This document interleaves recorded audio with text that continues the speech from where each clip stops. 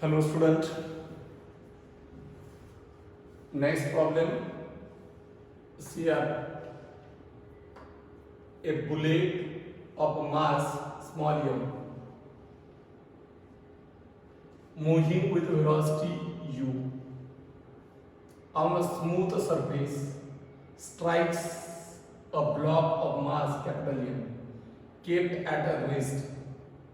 The collision is completely inelastic. Completely inelastic असेल तर after collision दोघं एकमेकांना चिपटून कॉमन व्हेलॉसिटीने जातात. माहिती आहे तुम्हाला? Find the common velocity. ती कॉमन व्हेलॉसिटी विचारली आणि fraction loss in a kinetic energy.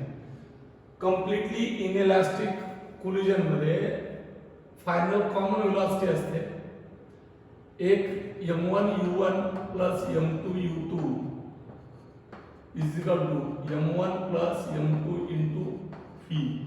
तर v is equal to काय m1 u1 plus m2 u2 divided by m1 plus m2. ही आली कॉमन व्हेलॉसिटी तुमची. दुसरी गोष्ट ki greater than kf असते बरोबर ना. तर delta k is equal to काय ki minus kf असते. याचा फॉर्म्युला मी तुम्हाला सांगितला होता 1/2 m1 m2 divided by m1 plus m2 into u1 minus u2 कंसाचा उलट. इलास्टिक कोलिजनला तो आणि इनइलास्टिकला तो सॉरी इलास्टिक कोलिजनला डेल्टा के 0 असते आणि इनइलास्टिक कोलिजनला हा फॉर्म्युला बरोबर ना. आणि मग फ्रॅक्शन जर विचारला असेल तर चेंज भागिले ओरिजिनल असते दॅट द के आर. हा फॉर्म्युला जर तुम्हाला फ्रॅक्शन विचारला असेल तर ओके. आता या ठिकाणी पहा हे m1 किती m1 is equal to m u1 किती u हा रेटला म्हणलं u2 किती दॅट इज 0 आणि याचा मास किती m2 किती m. ओके. याची कॉमन व्हेलॉसिटी किती v आणि ही v तुम्हाला विचारली. ओके.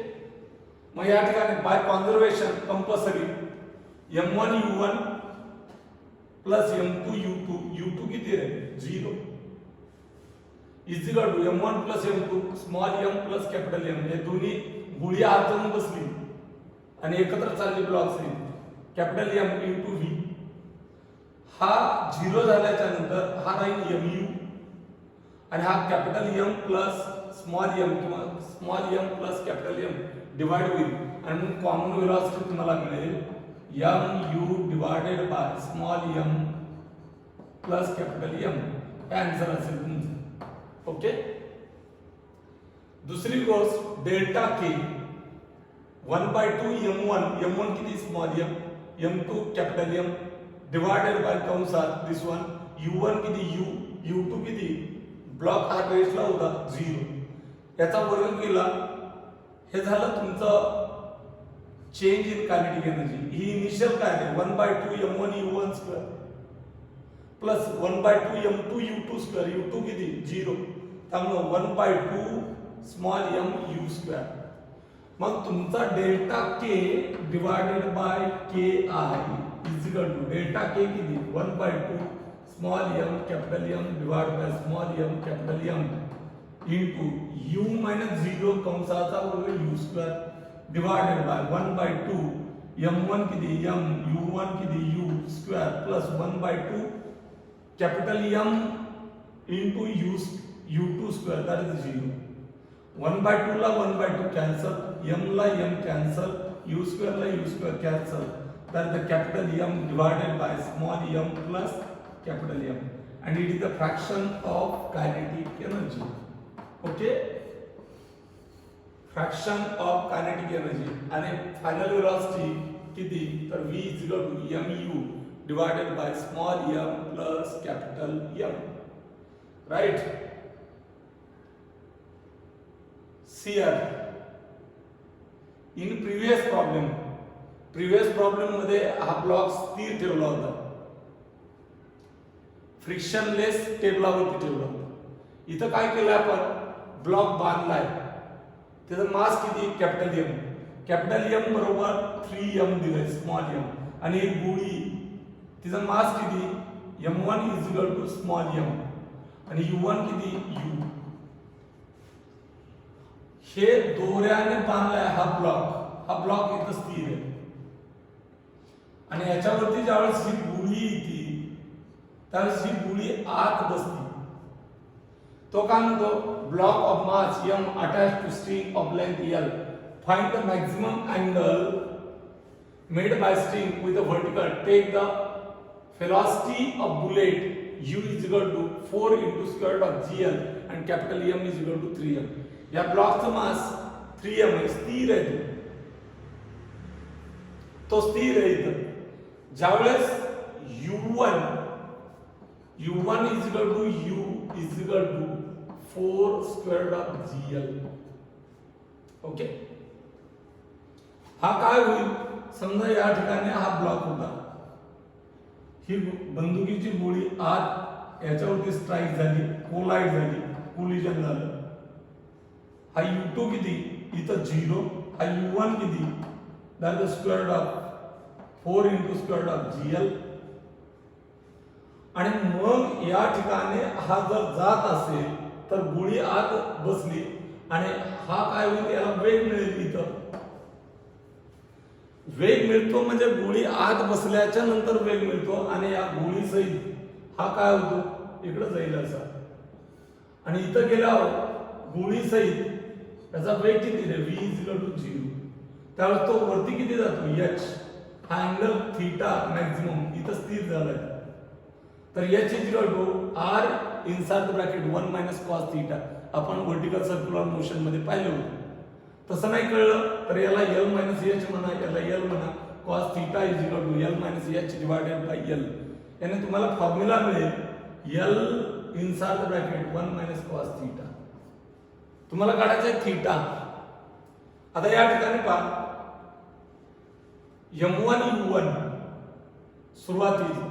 सुरुवातीची कंडिशन हे आदळल्याच्या नंतरच आहे आणि आदळल्याच्या नंतर त्याला वेग मिळतो, मग त्या वेगाने तो वरती जातो आणि वरती जाऊन वेग 0 होतं त्यावेळेस हा वर्टिकलचे अँगल होतो.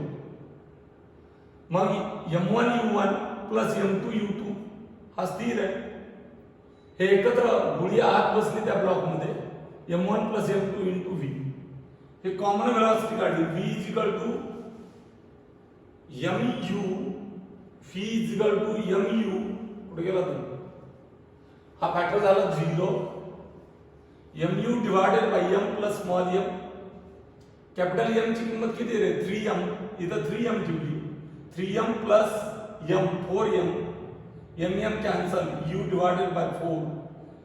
u काय u1 आहे, u ची किंमत 4 into square root of gl. 4 cancel. Final velocity किती आली v is equal to square root of gl. समजलं. आता या ठिकाणी पहा ही वेलोसिटी कशी आहे स्क्वेअर रूट ऑफ 2gr पेक्षा कमी. याचा अर्थ स्क्वेअर रूट ऑफ 2gr व्हर्टिकलला इथं जर स्क्वेअर रूट ऑफ 2gr असेल तर ही इथं जाते हॉरिझॉन्टल मिडवेला. स्क्वेअर रूट ऑफ 5gr असेल तर व्हर्टिकल सर्क्युलर मोशन होते आणि स्क्वेअर रूट ऑफ 2gr असेल तर इथं जाऊन थांबते. मग इथं स्क्वेअर रूट ऑफ gr पेक्षा कमी ना gl आहे. याचा अर्थ हा इथं जाईल, इथं जातो तर हा अँगल विचारला मॅक्सिमम किती, बरोबर ना. मग या ठिकाणी जर तुम्हाला वेलोसिटी मिळाली बॉटमची तर टोटल मास कोणतं चाललंय आता हे m प्लस कॅपिटल M म्हणजे m plus 3m is equal to total mass किती झालं 4m. हे 4m चाललंय असं. मग इथली कायनेटिक एनर्जी याला रेफरन्स मानली मी, h किती 0, ही एवढी वरती गेली. Kinetic energy converted into potential energy आणि म्हणून या ठिकाणी therefore combined mass will oscillate. Simple pendulum म्हणून तो ऑसिलेट होईल. एक तर तुम्ही या पद्धतीने काढू शकता कोणत्या v² is equal to u² plus twice as, किंवा तुम्ही या पद्धतीने काढू शकता कोणत्या पद्धतीने? या ठिकाणी पहा, हा ब्लॉक आहे, आता याला व्हेलॉसिटी मिळाली, समजा या ठिकाणी हा ब्लॉक आहे आणि ही बंदुकीची गोळी, याची व्हेलॉसिटी किती मिळाली? स्क्वेअर ऑफ जीएल कॅल्क्युलेट केली ना, व्ही हा इकडे गेला आणि इथं व्हेलॉसिटी किती झाली? 0. म्हणजेच ग्राउंड लेवल पासून ही उंची किती? h हा थीटा विचारला. मग पोटेन्शियल एनर्जी किती रे?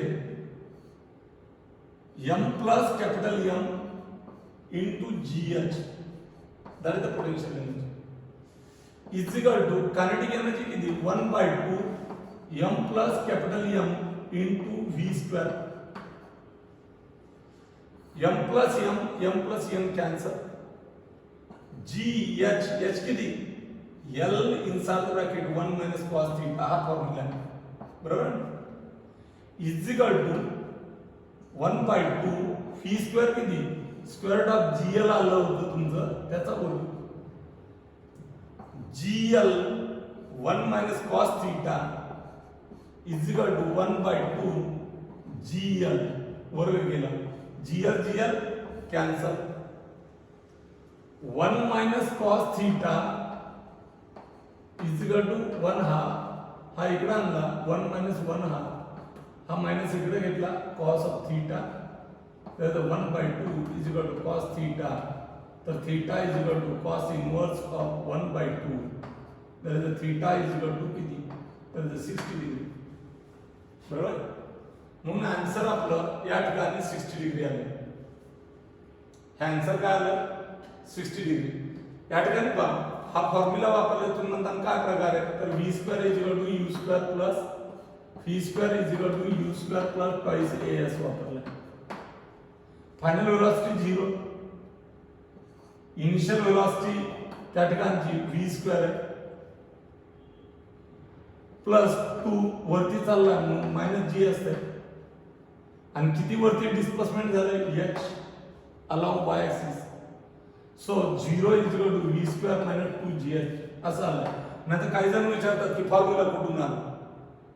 मग h is equal to, समजा मी हा इकडे घेतला, इथली मेथड सांगायला लागलो, 2gh is equal to v square, 2gh is equal to v square किती? v square किती? gl, कारण v बरोबर स्क्वेअर ऑफ gl आलं, g कॅन्सल, 2h बरोबर किती? L, h is equal to L/2, h बरोबर L 1 minus cos theta is equal to L/2, L cancel, 1 minus 1/2 is equal to cos theta, आणि इथून पुढच्या step असे म्हणा, बरोबर?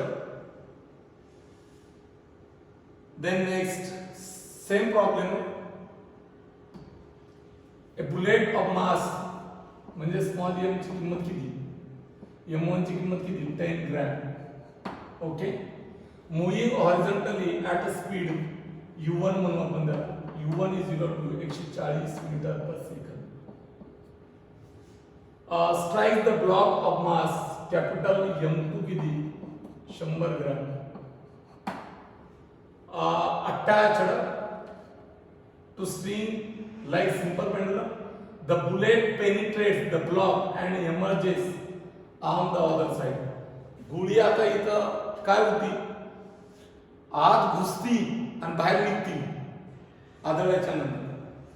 म्हणून या ठिकाणी emerges on other side if the block rises 80 centimetre, याची इक्वल टू 80 सेंटीमीटर. तर what is the velocity of bullet? म्हणजे v, बुलेटला m1 म्हणलं होतं, v1 is equal to question mark, बरोबर ना? तर v2 काय आहे? त्या ब्लॉकची फायनल वेलोसिटी किती त्यावेळेस? That is 0. पण सुरुवातीला कॉमन वेलोसिटी काढावं लागेल, किंवा या ठिकाणी तुम्ही या ठिकाणी कॉन्झर्वेशनचा वापर करू शकता. फायनल काय झालं? कोलाइड झाल्याच्या नंतर काय झालं? कोलाइड होऊन सेपरेशन झालं.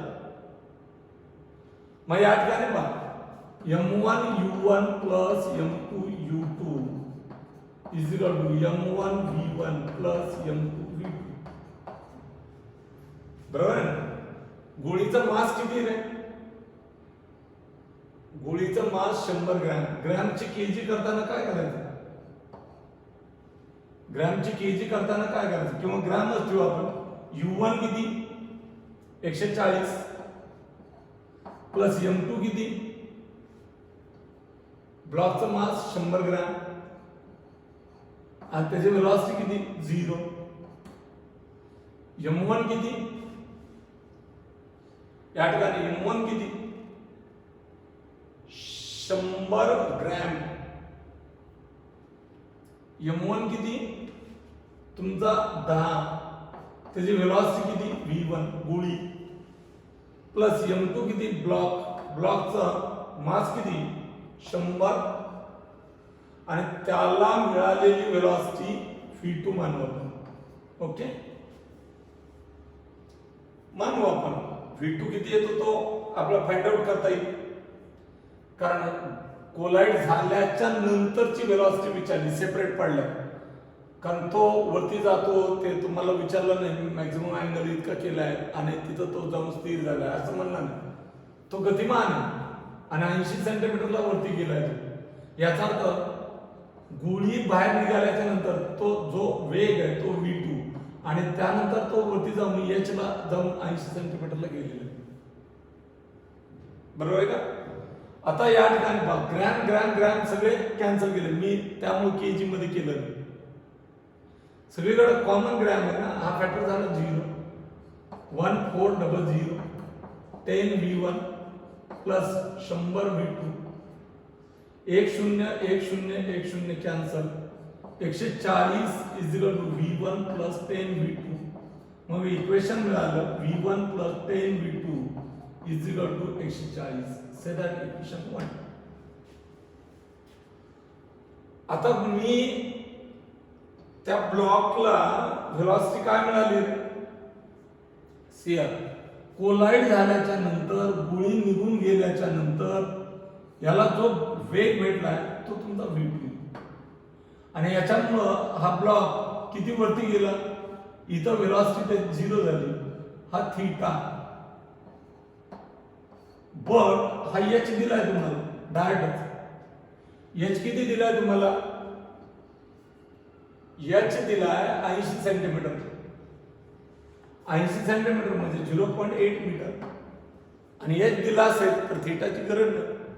मग आता मला सांगा 1/2 m2 into v2 स्क्वेअर, बरोबर आहे का? बंदुकीची गोळी निघून गेली, is equal to m2 into g into h converted into that is the potential energy. 1/2 m2 ला m2 cancel, v2 square g 10 घेतला, h 0.8 घेतला, it is equal to the 8. 8 2 16, v2 square is equal to 16. So v2 किती आला? v2 is equal to 4 metre per second. बरोबर?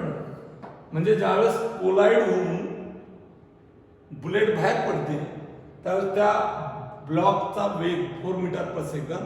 हा block त्या वेगाने वरती जातो आणि किती सेंटीमीटर वरती, किती हाईटला जातो? y ऍक्सिस, सरळ उंची असते, किती जातो? 80 सेंटीमीटर. या v2 ची किंमत वरती ठेवून द्या इक्वेशन 1 मध्ये. तुम्हाला विचारलंय काय? Find the velocity of bullet, म्हणजे v1 विचारलं. म्हणून मी v2 ची किंमत ठेवून देतो युजिंग इन 1. काय आता इक्वेशन आपलं 1? v1 plus 10 v2 v1 plus 10 v2 is equal to 140. v1 plus 10 into 4 is equal to 140. v1 is equal to 140. 10 चौक 40, 40 तिकडे गेले मायनस, तर v1 is equal to 100 metre per second. It is the velocity of bullet. velocity of bullet. Okay, ही velocity of final bullet ची velocity आहे, right? See here, a ball capital A, mass m attached to string of length L is released. Released म्हणजे सुरुवातीचा वेग किती असेल तर 0. When string is a horizontal, हा horizontal आहे. It strike the another ball, हा एक बॉल इथं ठेवलाय, त्याचा मास किती दिलाय 2m.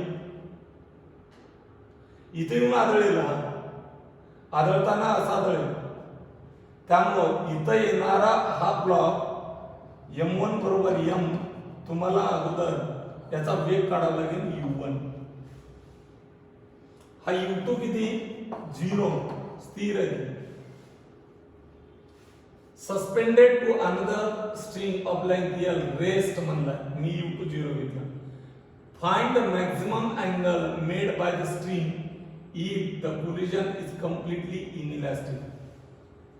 हा काय होईल, आदळेल, रेस्ट असणार आणि हे दोन्ही इनइलास्टिक कोलिजन म्हणजे चिकटतील. चिकटल्याच्या नंतर ही व्हर्टिकल पोझिशन आहे, ही व्हर्टिकल पोझिशन आहे. हे दोघं, हा एक आणि हा एक, हा एवढा थीटा एवढा अँगल. मग इथून हे इथपर्यंत जातो, याचा आता हा h काढा, हा L मायनस h, हा L. इथं त्याची व्हेलॉसिटी किती होईल 0. याची कॉमन व्हेलॉसिटी असेल v. हे दोन्ही एकत्र झाले, बरोबर ना. मग मला सांगा m1 अगोदर तुम्हाला u1 काढावं लागेल. u1 काढताना हा इथं, हा m1 is equal to m. इथून तो खाली येताना वेग वाढेल, h किती L. मग इथं आदळताना हा u1 आहे, बरोबर. कोण आहे हा m1. इथं आला असा, इथं पोटेन्शियल एनर्जी किती m1 gh is equal to kinetic energy 1/2 m1 u1 square. मी ग्राउंड लेवल मध्ये m1 cancel, u1 square is equal to 2gh, बरोबर 2gh. तर u1 इज इक्वल टू काय, u1 is equal to square of 2gh म्हणजे square of 2gl. Velocity मिळाली u1. आदळताना या वेगाने आदळेल, हा इथं. मग काय रे, मोमेंटम वापरायचा, m1 u1 plus m2 u2 is equal to m1 plus m2 into v, common velocity दोघांना मिळाली. m1 किती m, u1 किती square of 2gl plus m2 किती 2m into 0 is equal to m1 किती m प्लस हा m2 किती 2m into v. हा factor 0 झाला, हा फॅक्टर काय झाला 0. मग कॉमन व्हेलॉसिटी किती m into square of 2gl, बरोबर ना, is equal to 3m into v. m cancel, v is equal to root 2gl divide by 3. It is the less than square of 2gl. याचा अर्थ तो काही angle घेतो.